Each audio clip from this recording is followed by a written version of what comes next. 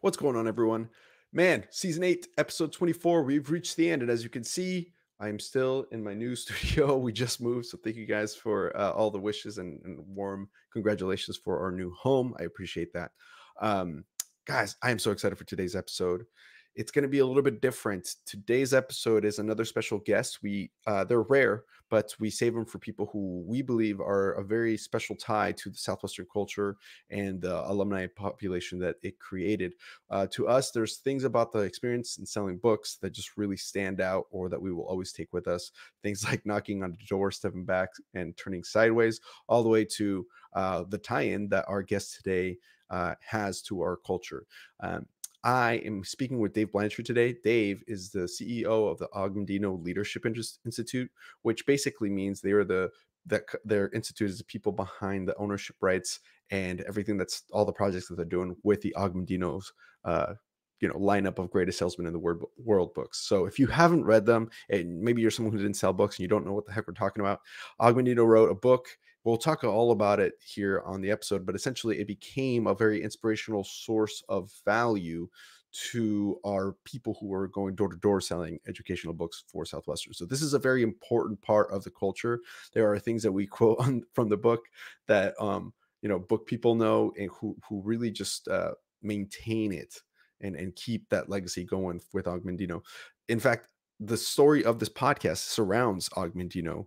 It came from the scroll within the book called I Will Persist Until I Succeed. And if you guys have listened to the show, you know exactly what this is about. I'll probably tell Dave about it here on our conversation. But just wanted to let you know a little bit about Dave. Let me pull up here. So he is an author, and more than that, he's a renaissance man of business. He has an extraordinary background in sales, management, networking, commercial and residential real estate, television, and film. I'm excited to talk about all of those things with him. And he was an all-conference middle linebacker in high school, a free safety at Ricks College, and of course, never been afraid to hit the real issues head on. And he does that with extreme and extraordinary clarity and accuracy. In 2000, so 23 years ago, unique door opened. And a new chapter, a new mission in his life commenced after being inspired by the feature film script that Dave wrote for one of the Og books. Betty Mandino, Og's widow, contacted him and offered him the film rights to The Greatest Salesman in the World. A few years later, while working through a pretty traumatic dark night, this book, which includes the 10 scrolls, had a profound impact on Dave's life. I'm sure we'll hear about that story in more detail. It for sure was I read his book, and there was a lot of details in there as well. I'm excited to talk about that. But he was ecstatic by getting those rights. And by the time that Betty and Dave finished their conversation, Dave would not only run with the film rights, he would create the company that focused on bringing Og's principles into the 21st century. The decision planted the seeds for what is now known the Og Mandino Leadership Institute. Man, I have had a couple conversations with Dave about what they're up to and the future plans of Og Mandino's work. And oh man, I am so excited to have you guys hear all about it. Hopefully you guys enjoy this episode. Make sure you guys follow us, subscribe to our newsletter. And if you have more questions, there's going to be a link below that you can go and find if you want to find Dave's books, or if you want to go to visit the website, or if you want to find a way to inquire more, you can click on the links below. It'll direct you to where you need to go to be able to reach out. So, but when I come back, I'll be on with Dave. See you guys in a second.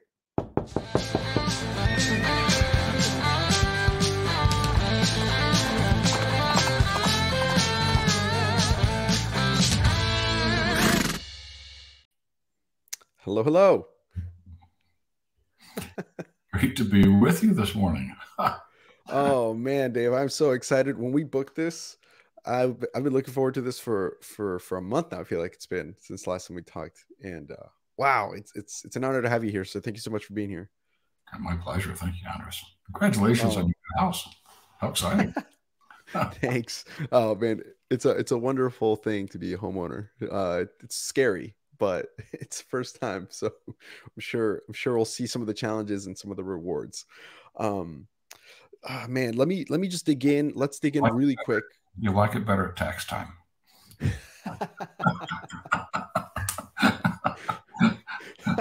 Maybe not when the hot water heater breaks, but at tax time it'll be okay.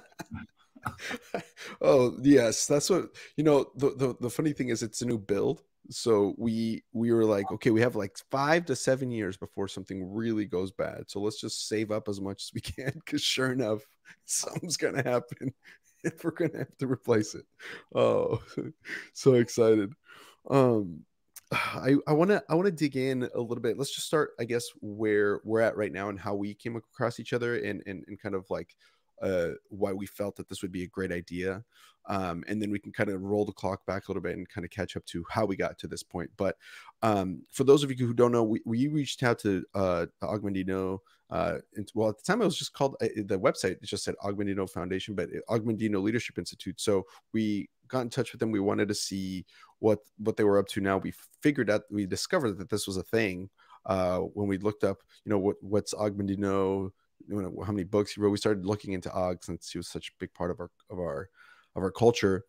Came across your assistant, and then that was like last September. So this has actually been in the works for a while. And Christmas holidays came around, and we had a conversation about a month ago about what's going on currently with the script and all the stuff that's happening with the book. So let's just pick up from there. Before I butcher it, that story, let me just ask you, can you catch us up on what's been like the last month like for you with this huge project that you've taken on? Well, it's been 23 years coming. Yeah. And we always believed that when we found the right partner, it would just kind of unfold. And that's how it's been happening. Angel Studios, responsible for The Chosen, which has been a phenomenal success, is looking for projects similar to that can come behind The Chosen and take advantage of their success so far. And they've been talking to us for a couple of years. And about 6 months ago, it got very intense. And I can report to everyone that there's a contract in place now for Angel Studios to create a 3-year series about the 10 Scrolls. It won't be a movie. They've proven through The Chosen that this serial, episodic kind of an approach is really the best to be able to communicate the message in great detail. We're going through a process. Angel Studios has you produce a torch. Like, this is basically the story from the Statue of Liberty. The torch was built. They raised the rest of the money for the rest of the statue. We do a torch that goes through their jury. We've already been assured that because they're putting some of their own money into the production of the torch itself, which is used for crowdfunding. They do a crowdfund for about $5 million, and that launches the first 4 episodes. And then they fund the remaining episodes for the first year. And then after the first year, you continue into the second and the third based on the success of the first year. So we're just finishing up the little bit of fundraising that's necessary to cover the torch. And I don't know what's legal, but I just know if anybody's interested in being a part of that, they should let us know to have a conversation with proper disclosure, et cetera. It's a really fun place for an investor to be at that point in the project, because early on, there's a much larger percentage for investors. So we're very excited about that. I'm one of them. It's great. So we'll get that taken care of in the next probably couple of months. And the plan is to go into production and to release the first season in 2024. So that's wow. Yeah. That's so cool. so cool. Think about this. Those familiar with the greatest salesman in the world, you have Hafid the camel boy and all of that leading up to receiving the scrolls.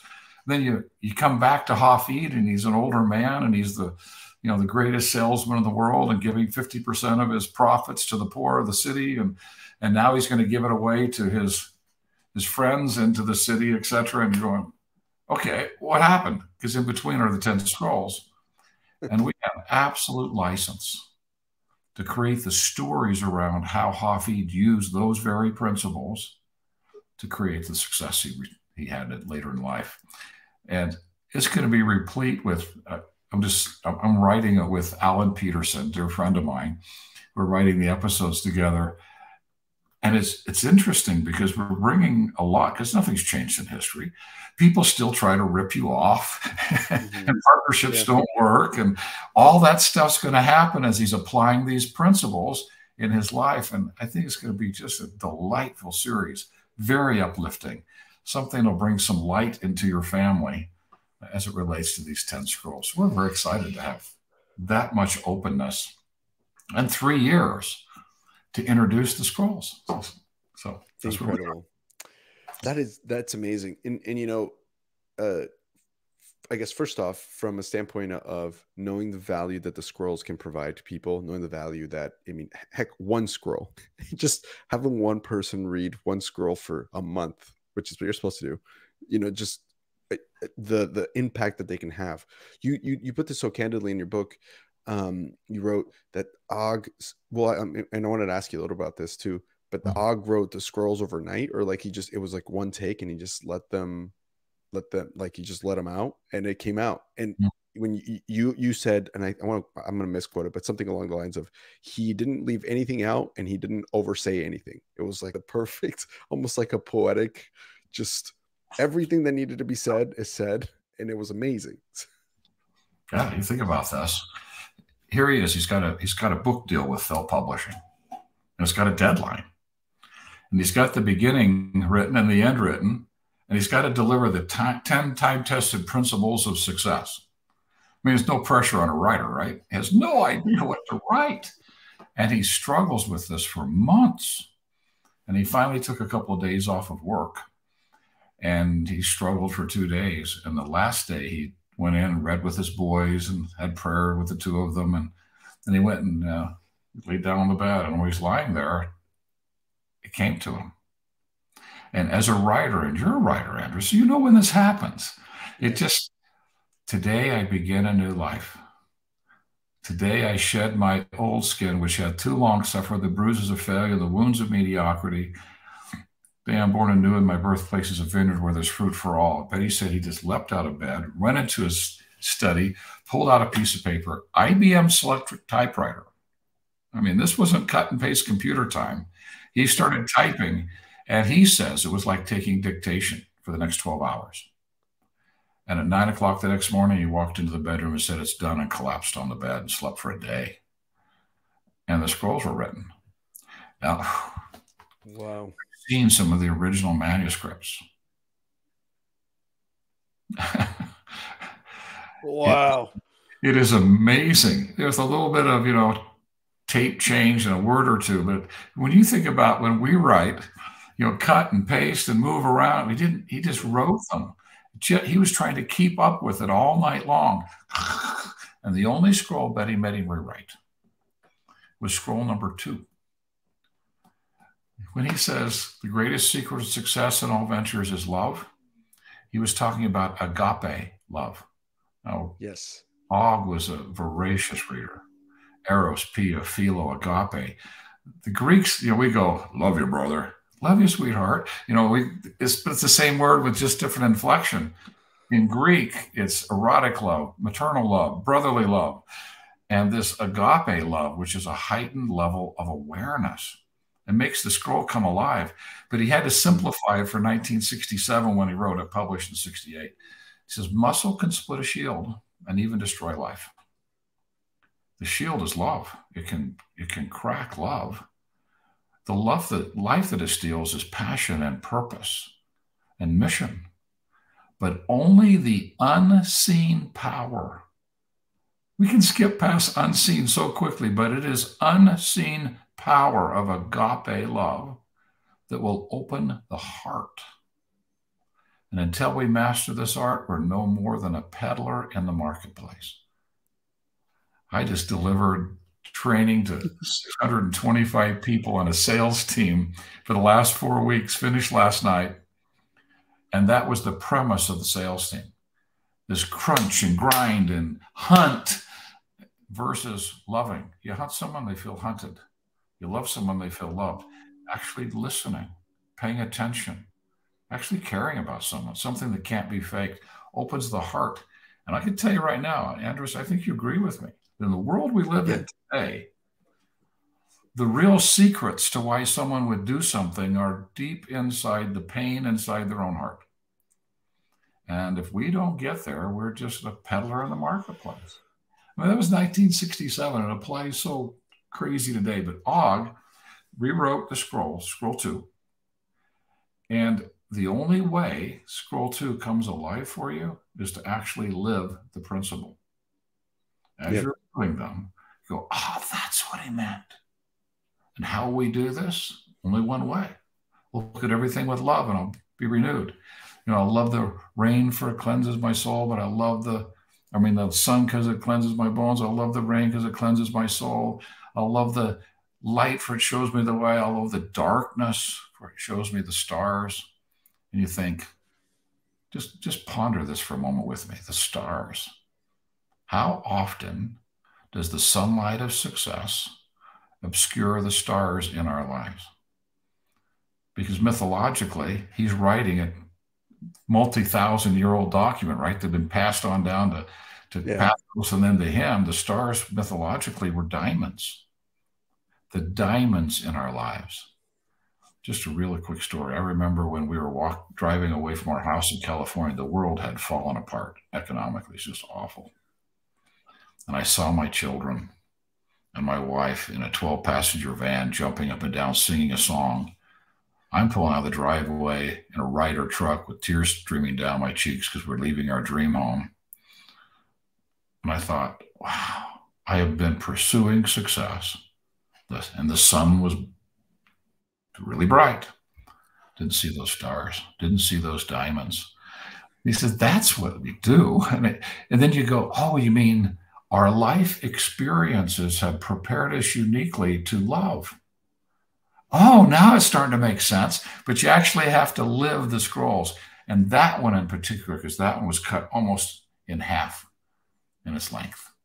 But really, other than that, there's not an edit in the scrolls. They are the way they came out that night. Wow. And if you read all 45 minutes, it takes about 45 minutes to get through them. You go, how in the world did that much wisdom come? And you just have to pause and go,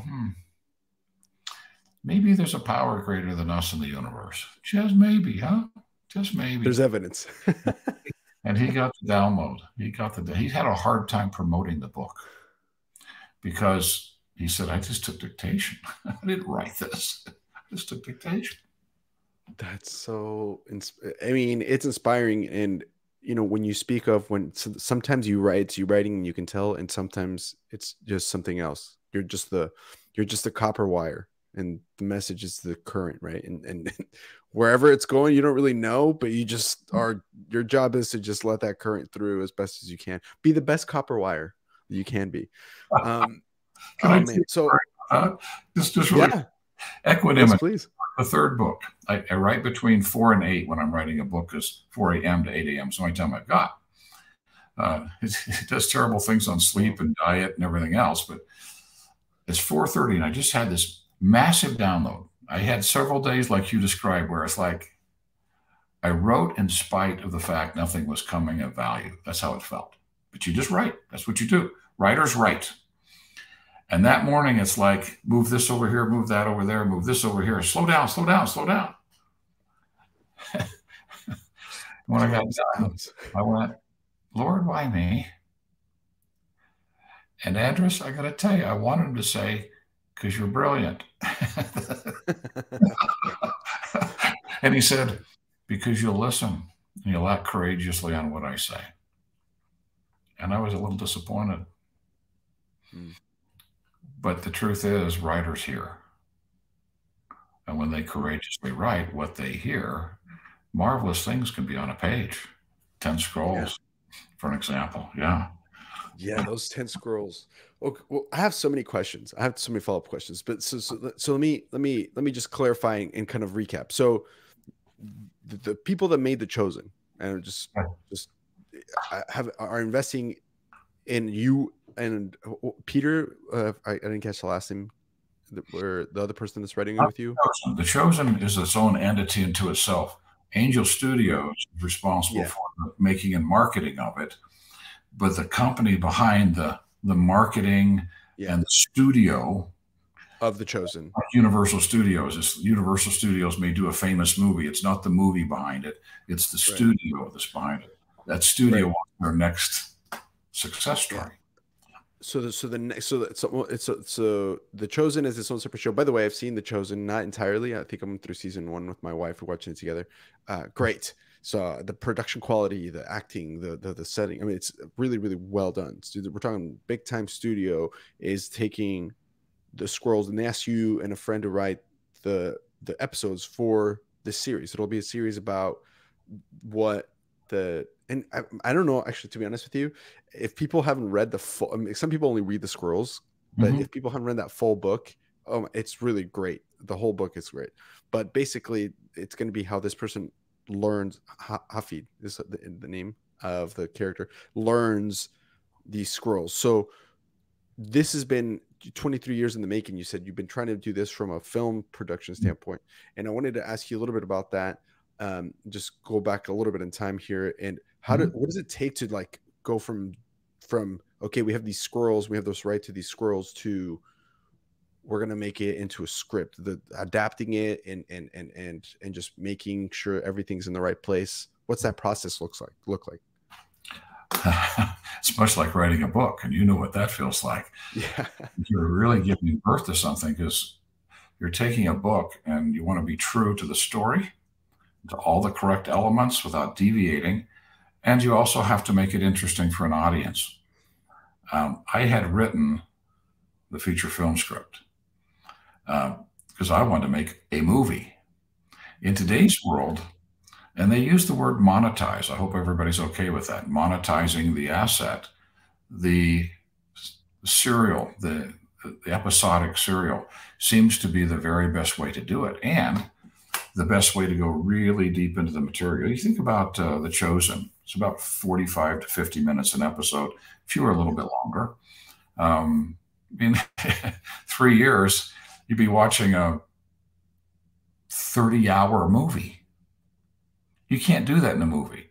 You might have 2 hours, hour and a half to 2.5 hours max. I mean, you really have to crunch things down. In an episodic series, you can develop things. It's so awesome because the first 3 episodes are all about Hafid, and he's the camel boy, and Pathros gives him a robe to go sell to prove himself, and he ends up giving it to baby Jesus in the manger. Yeah. He comes back feeling like a failure, but that was the sign Pathros was looking for, to give him the 10 scrolls. He sends him off with the 10 scrolls. He goes to the city, and he has quite an experience. And then the book leaves us, and now we're into original material related to the scrolls. And we're not going to go sequentially through them. We're going to pull from them as we need them. And then the last few episodes will be what happens later on, when Paul shows up with the robe, gives it back to Hafid, and, it's kind of the bookend of the whole process. Amazing. Yeah, it is amazing.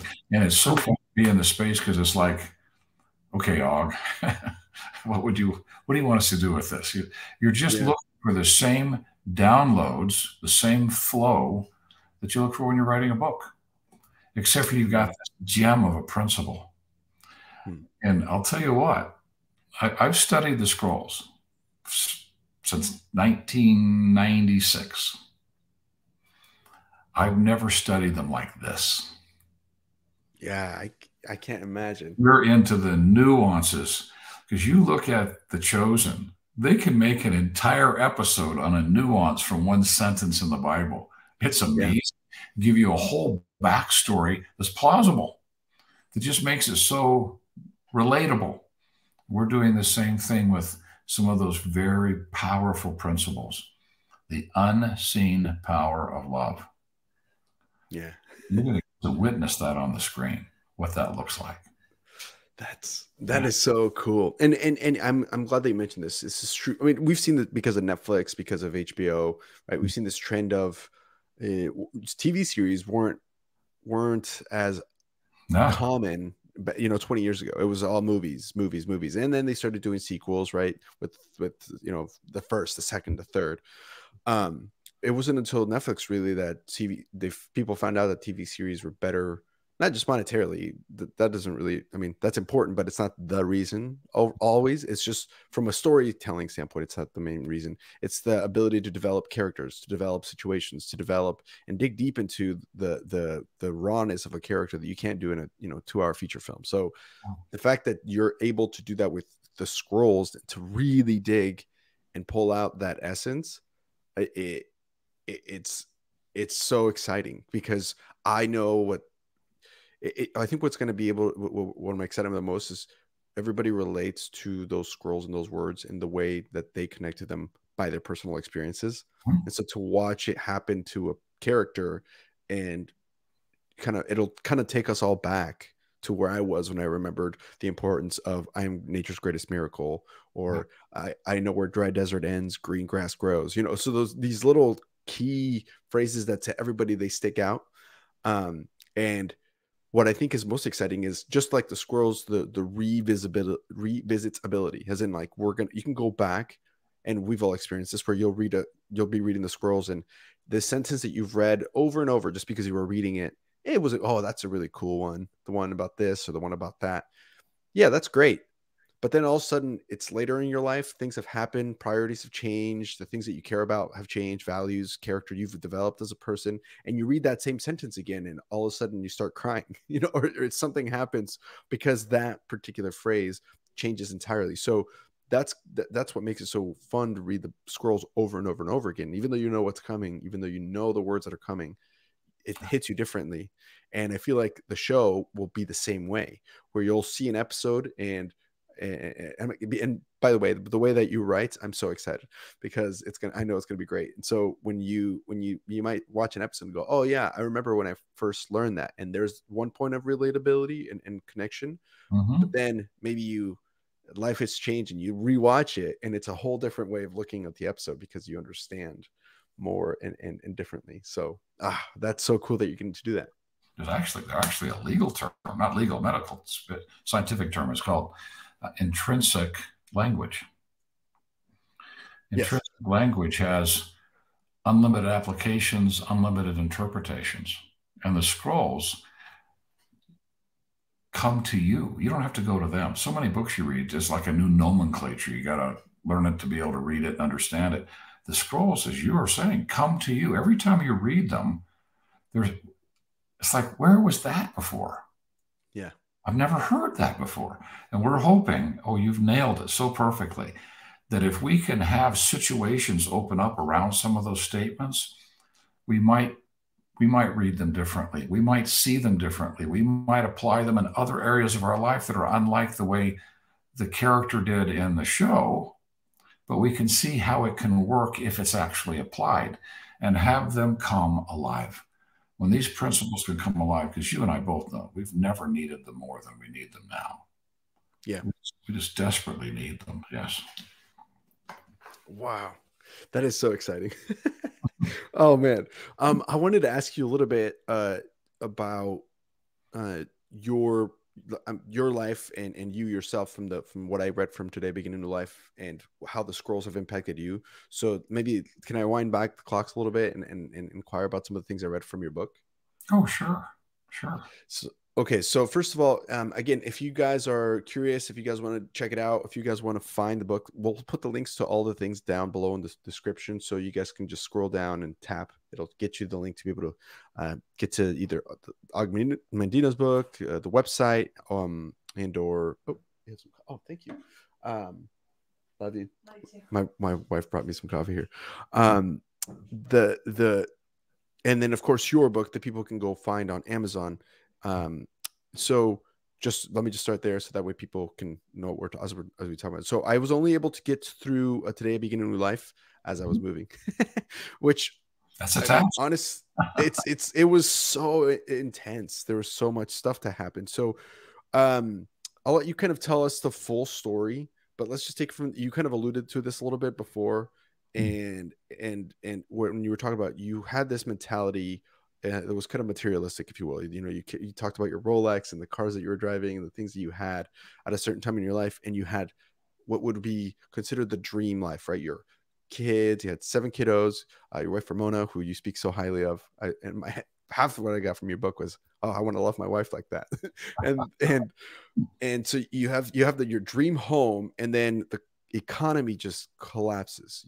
Can you walk us through kind of what that was like and what it led to and what changed you? I know you talk about it in your book, but I just wanted to ask you, looking back now, how you look back at those days.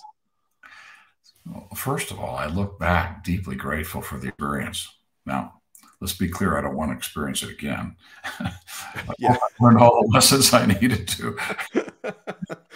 Fair enough. Things that happened to our family. I grew up in a very modest home. And I always wanted more and more of everything, right? And start out in business in the financial services business. Was a Royal Blue producer with Penn Mutual in the first 2 years, which is their top group.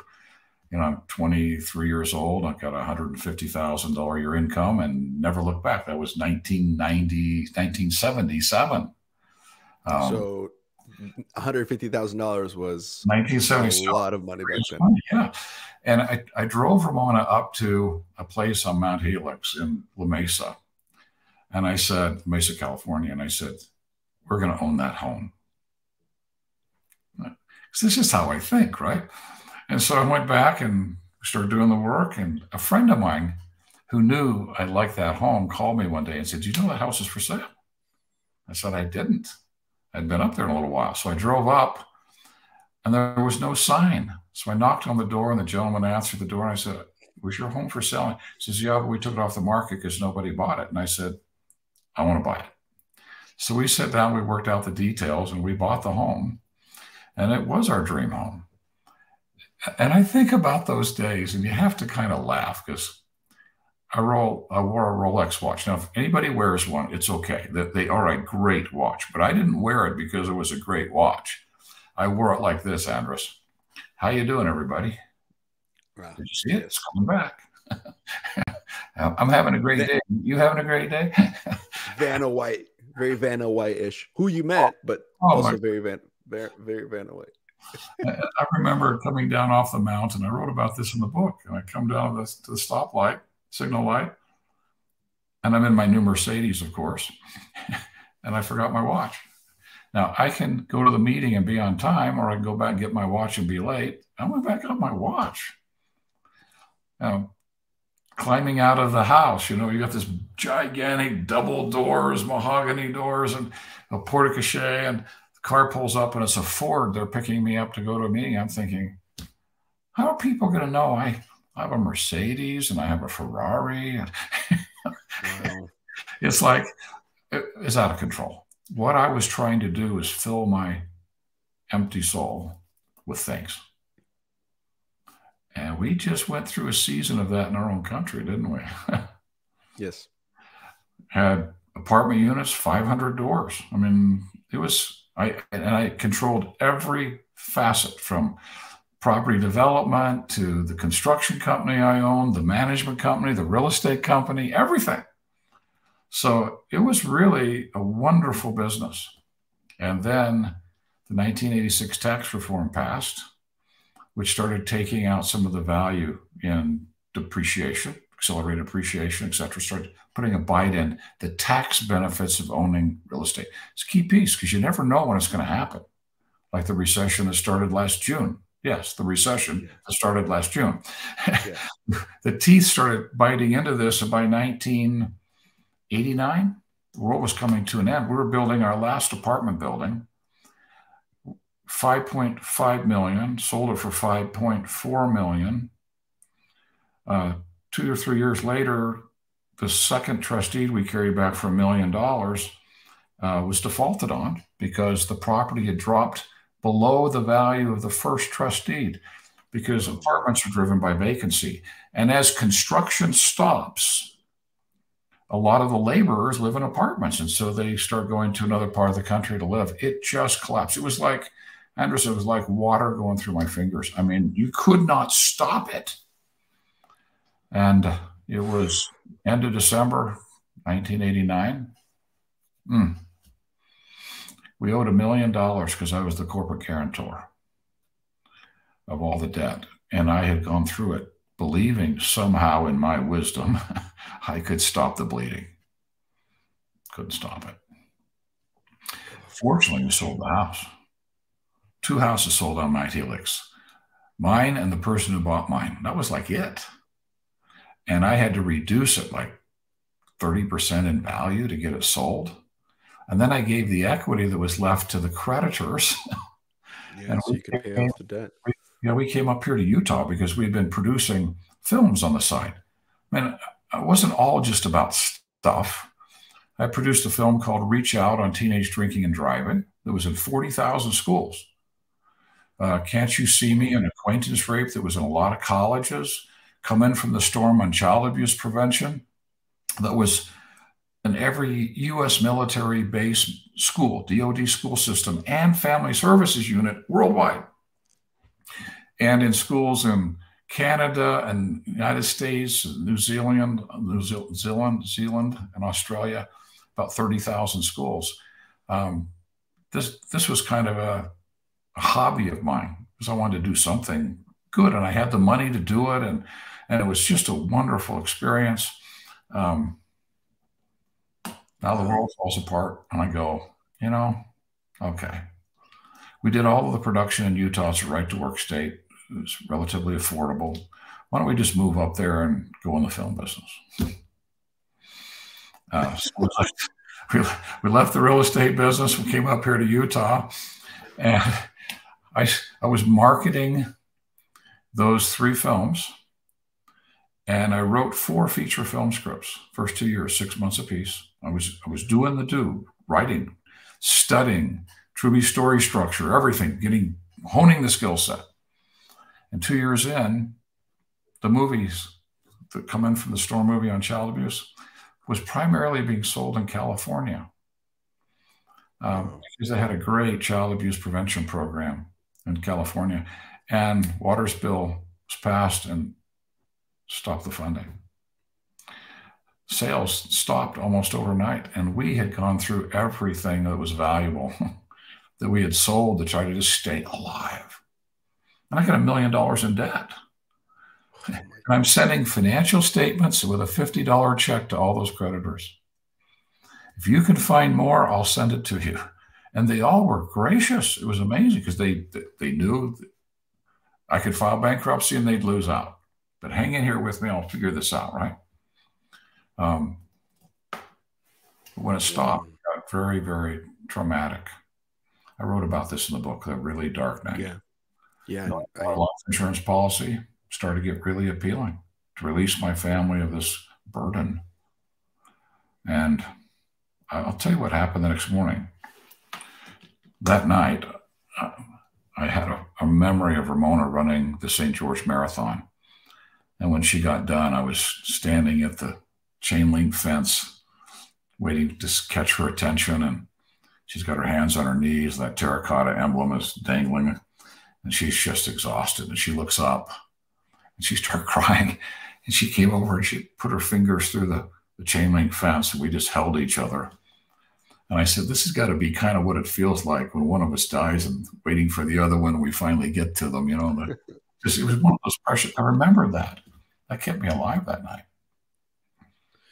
The next morning, I was angry.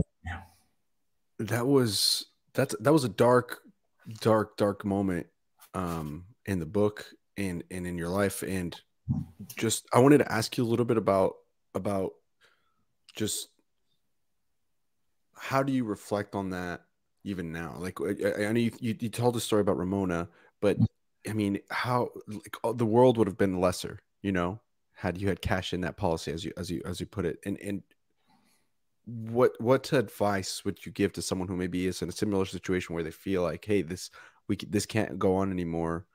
What can they hold on to? What would you say to them? Well, take a look at your life. Hopefully there's something like that. I'm really blessed. We just celebrated our 48th wedding anniversary and we're still like teenagers. It's just awesome. Greatest gift in my life is her, other than my faith and in my Lord and Savior. But in that moment, I got very real. I'll share with you what I said because I found out something interesting. I long to cry to the God of my youth, but the God of my youth will not hear my cry. I must change my God or change my cry. You can guess which one needed to change. Mm-hmm. My cry. I began that day. It's like I was so angry, and it's like God said, okay, now we can go to work. I got your attention. and, Finally. and to learn the principles of actually creating something. How does it work? That's all built into our practicum now so that we can help people understand getting their habits in alignment. And then how do you actually create something? Boy, that lesson was thorough. It was like 7 more years of going through those processes to learn those principles. But at the end, that learning process, as thorough as it was, and God has a way of doing things really thoroughly. What a great gift. The lives I've been able to bless by sharing those principles and the joy that comes from watching them apply them and create. It's just amazing. Those dark nights, for anybody who's watching, well, I'll just put it this way. I had a dream about almost 2 years now. There was a man standing on a cliff ready to jump. Dark, black jacket, trench coat, dark hair. And I felt impressed to walk out onto the ledge and have a conversation. So I walked out. We started having a conversation. He turned and we walked away. I woke up. I said, what was that? Really strong impression. Like when you're writing, you get that flow. I had a little flow for a moment. It was, the time is not far off when tens of thousands of people will be tested beyond their ability to withstand. And I said, Lord, you promised you wouldn't do that. I said, in righteousness, the world's just not righteous. It's okay. And then he said something that was so profound. The only people who will have the credibility to walk out on that ledge is somebody who has stood there themselves. Mm. So if there's anybody watching this who feels like they're standing there themselves, you're being thoroughly prepared. You might ask, instead of why me, what am I being prepared for? Because sometimes God loves us enough to test us to the edge. Because then you've got credibility to walk out there and help somebody else walk away. So if you're there, take courage. You're in a really precious place to learn amazing lessons if you'll surrender to and submit to the lesson. That's what I would say to someone who feels like they're there. Yeah. Wow. What a great moment. Great moment. Retrospectively, generally. It's not always in the moment. Retrospectively. There'll be a day that when you're serving, so you're listening to someone and a question comes to your heart that nobody's thought to ask. Or you hear something nobody else has heard because of that moment you went through. And you ask that question, and that person just, finally, somebody understands where I am. And you feel their walls come down and their energy and cooperation flood out. And you feel that fill your soul. And the very strings of your heart are plucked. And you go, wow. Grateful for that moment, to be in this moment with another human being. And then it's repeated over and over and over and over again. Yeah, if you're there in that dark space, just step back and what can I learn? Because I want to be prepared. I don't want to do this twice. I just want to be prepared. Yeah. Wow. Thank you for sharing that. Thank you for sharing that. That's a tough moment, but like you said, the people who've been there are the ones that can help the most pull out. I always said, because my faith came to me after my summer knocking on doors, selling books door to door. Mm-hmm. And that's when it appeared to me. And in my head, I always just thought, like, God always puts you in a situation that's so intense that the only way out is a miracle or through his grace. Mm-hmm. So that's why it's so intense. So that way, when you survive it and you come out on the other side and you can look back, you go, oh, I see. I couldn't have done that. The world couldn't have done that. There's only one real tangible way. Whether you choose to believe that or not, that's, I'm not here to preach or on people who might be listening. But for me, that's how I chose to look at it. And it's your choice. That's why it's called belief, right? Otherwise, if it was provable, it'd be logic. And then that's a whole different conversation. But to me, I look back in moments that were really, really tough in my life, and I go, the only way that we survive that is through some divine intervention, right? For me, that's my God. For other people, it could be the universe, whatever they believe in. But that's, to me, that's why I think about it. This is interesting. Yeah. Tools. You know, you got Phil Stutz and Barry Michaels are both atheists. And when they're teaching these principles to their patients and helping them get into action, they talk about something miraculous that happens, that unseen power we talked about earlier. Yeah. And the only way they could describe it is you're in alignment with a force that orders the planets. Yeah. Kind of a practical way of saying God. You know, okay. God, yeah. No. You want to find a higher power, live in this kind of a space, getting inspiration, download, serving, listening. There's a partnership with something. I found it's not offended. God is not offended if you give him a different name. Yeah. But embracing that, bringing that to your life, being a partner in life with the power that created the universe. I mean, that's kind of a cool deal. Yeah. It's a lot of power in that. There's a lot of power in accepting that as well. Wow. Thank you for sharing all of that. That was really inspirational. I know that's your favorite word. It was really inspiring. And thank you for inspiring. I wanted to also follow up and ask you a little bit about your life after. So obviously we know things changed. You start getting some success in film and different things.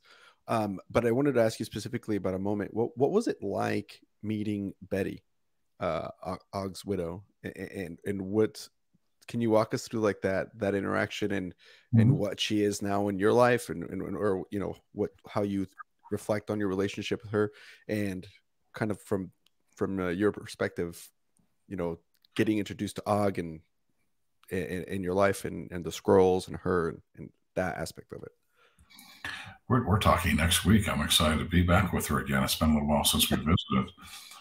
A producer came to town looking for a writer for the book, The Christ Commission, which was the only book Og really ever wanted to write.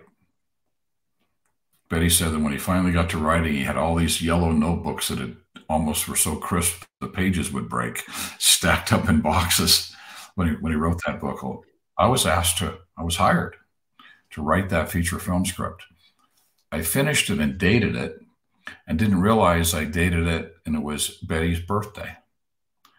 And I just had this inspired moment. I need to fly down to Scottsdale and present it to her personally. So we went to dinner and we just connected.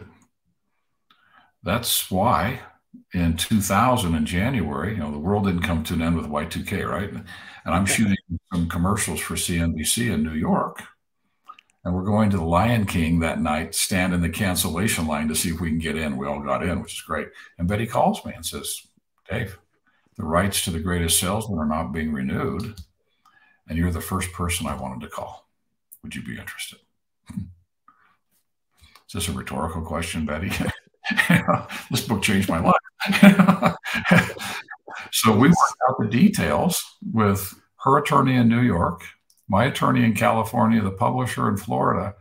I came back and left the film business, and we started the Og Mandino Leadership Institute and began the process of building training programs and coaching around the principles and my own life experiences in preparation for a movie being made. Whoa. When this is big, everybody's going to go, wow, overnight success. And go, yeah, 23-year overnight success. But yeah, that's how I met Betty. And Betty's so fun. She's so real. She knew Og. You know, she knows Og. You know, she was married to Og. So, you know, you get to hear all the stories because Og was human too.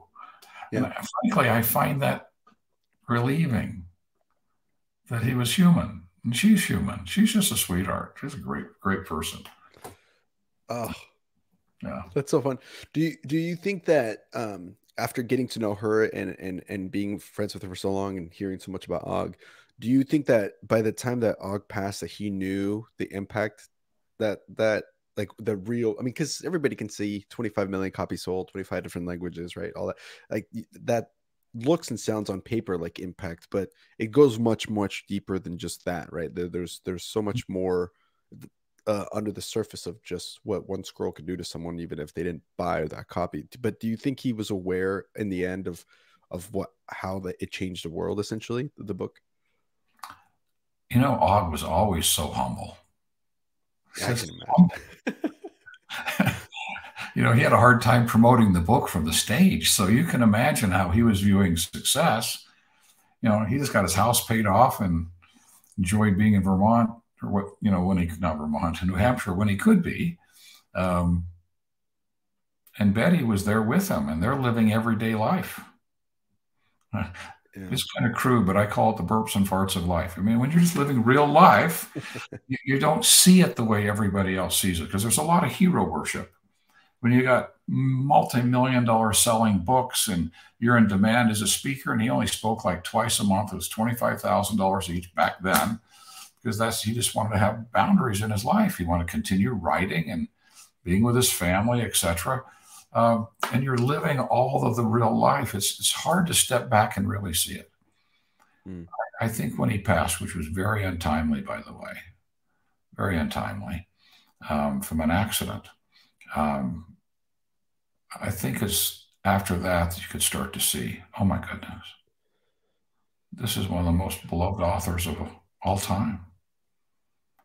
It's Yeah. 50, $60 million in books, 25 million in just The Greatest Salesman. Huge impact. And Og was so humble. He got letters all the time from people.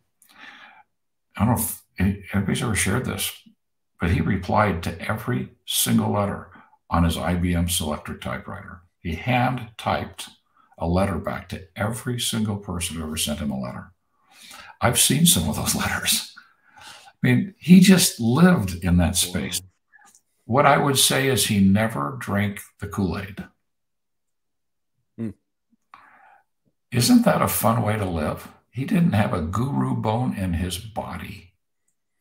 He never drank his own Kool-Aid. That would be a great prescription to give to the world today, where everybody wants to be an influencer. They all want to be a guru. They all want to be well-known. How about if we just love and change lives and leave everybody better than we found them? And the cream rises to the top, not because we're forcing it with social media statistics. It just does because it's supposed to be there. That was Og. Wow. And that's heavy. Wow, that's so cool. I thank you for sharing that, because there's so much. We've talked about this already in passing on this episode, but just if you could just have everyone just read the books, the scrolls, even just the scrolls, just once. You know, I have a friend who I showed the scrolls to, and now she reads them every day. Like it's just a thing that's part of her daily routine. I mean, there's people who you just say, hey, just read this part, or I'll be talking to my wife about something, and I'll go, hold on, he said it better. I'm essentially trying to say, like, you know, I would multiply my value 100-fold, or we're talking about something of the scrolls, and I go, actually, this is the quote. It's better said in these words. So the impact that he's continuing to have by that overnight haul of 12 hours of writing and that enlightened, typing, it's continuing to change the world, I'm excited that the legacy is in your hands, the legacy of what the book can do, and that the next level of impact that it can have is being led by you, because knowing your struggle and knowing your life from what I got to know and your book, and from what Og's principles are and how interlaced and interwoven they are, I'm excited for the future of that legacy. So thank you for doing what you're doing. It's amazing.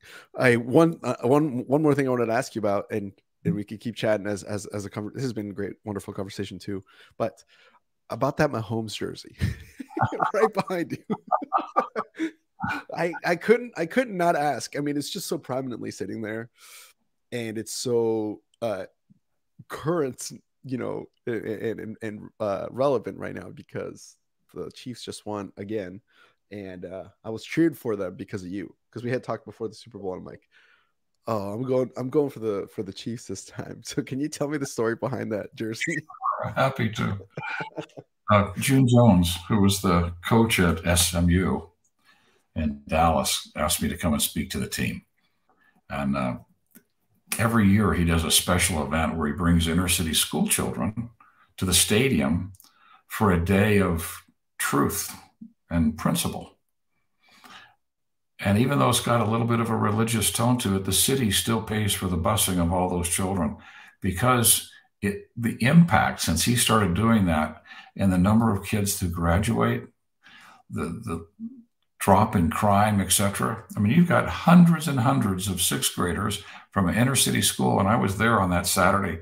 Not an incident. When I got there that morning, because I came a few days earlier, I was going to speak on Monday, Lee Steinberg was there. Now, I'd had a chance to visit with Lee 3 months earlier, and we did a habit finder assessment, which we'll want to probably talk about for a minute later. But yeah, he had done it 3 months later, and I got to meet him. And there he is. I said, Lee, what are you doing here? And he says, well, I'm June Jones's agent. I went, oh, that's awesome. So we spent the day serving together, and then we went to June's house that night for a party. And we got there about an hour before everybody else showed up. And Lee and June and I are sitting out on the back deck by the swimming pool, just talking. And Lee was sharing as public, so I can share it with you. He'd lost his certification as an agent, had a public intoxication charge at Steve Young's Hall of Fame induction, and he created some problems. And as a result, he'd gone bankrupt, been through a divorce. He just finished his detox and sobriety, and was in a halfway house. And in the book, The #1 Agent was getting ready to come out. All this was happening. And I get this phone call that I didn't take initially. Then I realized I needed to. So excused myself. And it was a dear friend of mine who had been struggling with cancer, a big tumor on the side of her neck that had been shrinking, but all of a sudden was back with aggression. She said, it's back. I was, oh, I'm so sorry. She says, oh, don't worry. This is literally what she said. I win either way. If I live in Jesus. If I die, I get to live with him. So I win either way. And then we ended the phone call. It was sobering nonetheless. I went back and sat down, and June could discern something. She said, you okay, Dave? So I shared that story with him. And we had a really precious conversation between the three of us. And I felt a very strong impression. Dave, you're supposed to raise the money to put Lee back in practice. And I'm thinking, oh my, it's Lee Steinberg. Yeah. But I trust those impressions. So I said, Lee, I'll just tell you what just came to me. And we talked about it. I came home and visited his attorney, which was really an awful experience. I wrecked my car coming out of the garage. I hit one of those cement pillars. I was so frustrated coming out of there, $2,500 worth of damage to the car. Anyway, put together a team, including Sean Reyes, who's now the Attorney General of the state of Utah, was my attorney, and they went to the same school. And he had listened to Lee lecture when he was at the school as a student, much younger than Lee. So fast friendship. We all got together, raised the money, negotiated through all of the cobwebs that are always there, skeletons in the closet, from that kind of a collapse of a business. Got the money together and got him in practice. First 4 years were a little sparse in terms of recruiting. But the fourth year, Patrick Mahomes was attracted to Lee. Lee is a really cool person. 180 IQ, which doesn't you don't repeat anything with Lee. You don't need to. But absolutely wants his athletes giving back to their high school, their college, to their community. He wants them having businesses in place before they retire that will support them, saving their money, living within their means. It's just crazy what he does. Well, that was perfect for for Patrick. The two of them just met like this and were just like, perfect match. So he signs up, and second year in, wins the Super Bowl. And all of us got one of these. It's wow. You can see one similar to this online, but you won't get this one. Signed by Patrick, a gift to all of us. And then last year, the company came in and bought out all the investors, and everybody's been made whole, and it's wonderful. Wow. But I keep that there. Sure, it's cool. It's signed by Patrick. Really is. It's a gift from all. That's all wonderful. But the primary reason I keep that there, it's with me every day. And it's reminding me that in everything I do, to listen. And when you get an inspired idea, to act on it as if it's an urgent assignment. Because the things that have happened in my life from following that one inspiration, unbelievable. Don't want to miss them. Nobody wants to miss these. And people are getting them all the time, and they're talking themselves out of it because they've got unhealthy habits of thinking that say, who are you? You can't do that. Get it? We talk ourselves out of it. We talk ourselves out of it. Part of my mission is helping people hear it, act on it, because you can change your life just following inspired ideas. That's right. That's right. Instead of why me, why not me? Why wouldn't it be you? You got it. I got the inspiration. It must be. So here we go. Let's go make it happen. And you talked about habits, and I did want to ask you about the habit finder. Can you talk to me a little bit more about the inspiration behind that, and how you got, how you developed the habit finder, where it start, what's it up to? Oh yeah, it's called axiological mathematics. Uses Cantor's transfinite calculus to measure a person's habits of thinking. If you think of the brain, got the brainstem, the diencephalon, the limbic brain, and the cortex, where we have consciousness. Thought processes come up out of that into the cortex. What are they? Because those thought processes impact how we feel, our emotions. Joe Dispenza calls it memorized emotions, being our personality, our behavior, our actions, our results. And we focus too much on personality, managing personalities, trying to change behavior, trying to get people to act differently. We say, why don't we just go back to the headwaters? Because we can now measure habits of thinking. And let's work on those. And let's help someone become the very best version of themselves. And then let's manage that. I went looking for this because as I was studying Og's principles, and the book's all about habits, right? It's about having good habits. And I'll become their slaves, right? Yep. Bad habits are the unlocked door to failure. It's all about habits. And what habits do we have that are supporting or sabotaging our behavior, our actions, even our personality? We're not locked into anything. And neuroscience is now supporting this completely. That even epigenetics, Andres, which is really a cool concept, that means traits passed down through our DNA can be changed. We become conscious. We would normally choose this. Instead, we choose that. And we choose it and choose it and choose it. And we create a new neural pathway in our brain.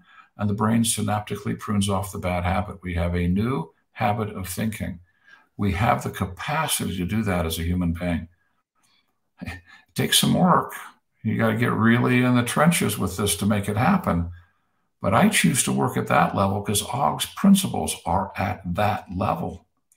So we wanted to find a tool that would match it. We found it. We spent, $2 million and 250,000 participants to perfect it.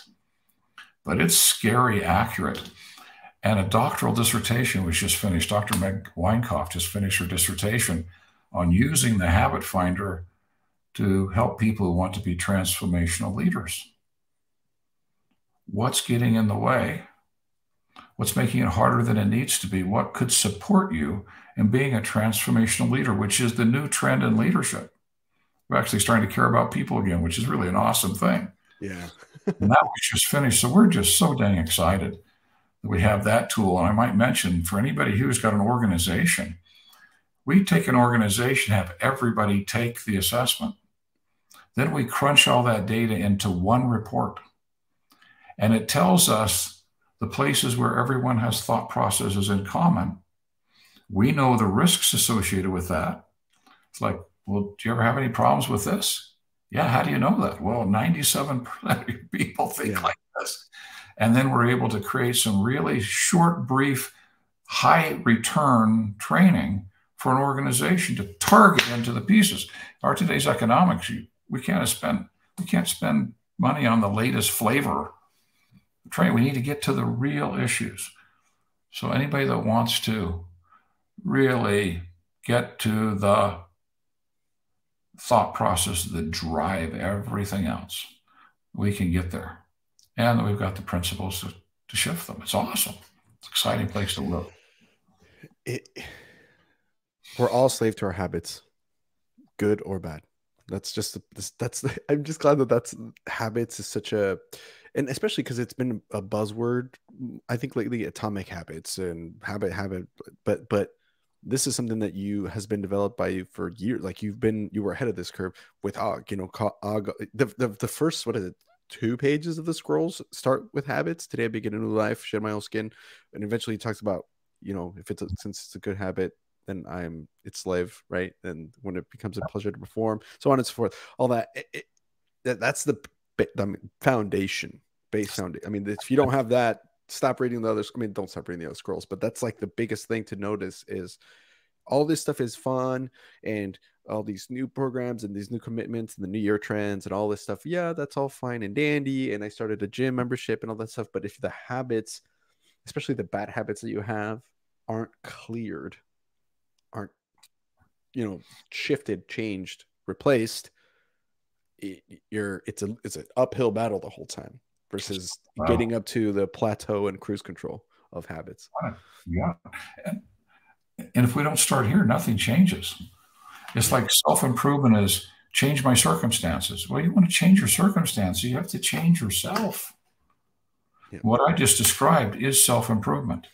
I choose to think differently, and I keep doing it till I create a new habit. That's self-improvement. Seminars, trainings, books, all they do is help prepare us to raise our awareness so we make different decisions. If we're not focused here, nothing's going to change. Yeah. And I think we're finally getting to that point as a society. We're so excited that people are going, I get it. I've tried everything else. It didn't work. Okay, then let's work on the thing that matters most. Knowing that you are not broken. These habits are not you. Evidenced by the fact you, the observer, metacognitive you, can choose differently. Let's take the one thing that separates us from all other living creatures, the ability to reflect on our own thinking. Let's actually apply that, reflect on it, and shift it. Or if it's a healthy one, magnify it. Yeah. Why not? Enhance it. Yeah. Wow. That is amazing. I love that. I love that.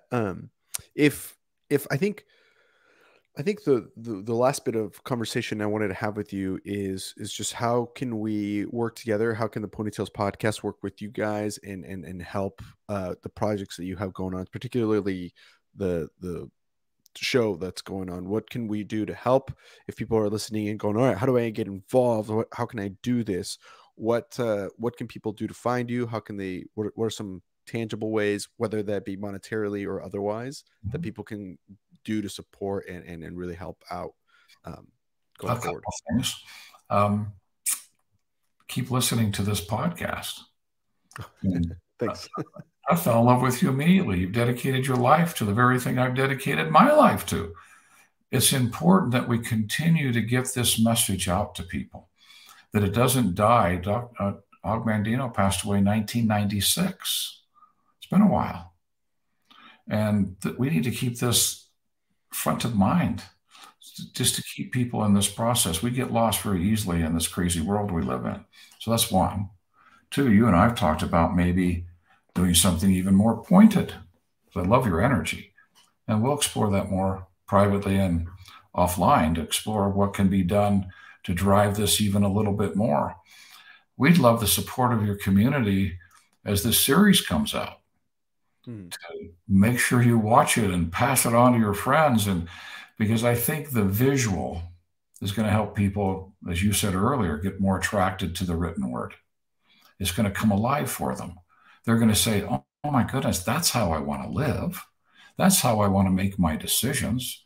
That just feels so right. So the support in that piece is critical. If there's anybody here that wants to be a part of this first group that does the torch, I'm going to run the risk of giving you my email address, dave@ogmandino.com. Send me a private message and say, I'd love to visit with your folks on this. Share with me a little bit your history with the scrolls and what they mean to you. And I'll get back to you personally. This is top priority right now to finish up this little round so that we can get the torch made, so that we can begin the crowdfunding, so that we can begin the series. That would probably be the last thing. So thanks for asking. Yeah, absolutely. And what's great about this is, you know, there's projects that are out there. There's people who are crowdfunding for an action movie about whatever, but this is something where it's like the value that this can bring to the world, the impact that this can have going forward, especially knowing that it's being driven and produced. I mean, it's being written by you. It's being produced by Angel Studios, which, you know, given the success of The Chosen, they have a pretty solid track record just on that, just to show that they can definitely make an impact.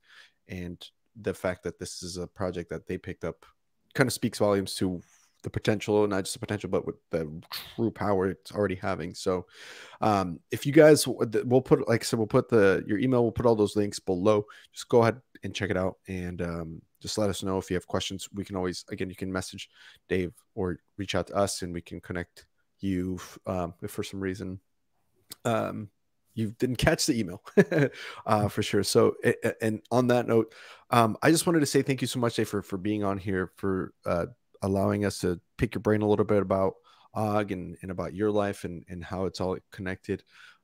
Such a cool way to spend my time on a Friday morning. So thanks so much for being on here.